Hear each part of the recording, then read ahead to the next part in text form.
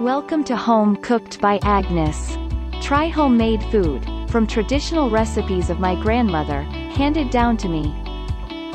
Lengua, a Spanish stew of ox tongue, slowly cooked in brown sauce, with green olives. Callos, a Spanish Filipino stew made with ox tripe, beef sirloin, chorizo and garbanzos in tomato sauce. Dinuguan, a Filipino stew made with pork and pig's ears, cooked in pig's blood, vinegar and spices.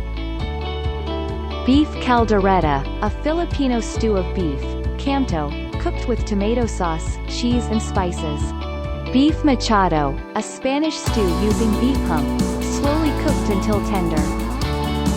Beef wrap, with sirloin beef and lettuce, wrapped in tortilla wrapper, with a special dip. Pork liver pâté, prepared with herbs, spices and brandy. Perfect spread on baguette slices. Chicken potato salad, a side dish mixture of potato, sugar beet with diced chicken.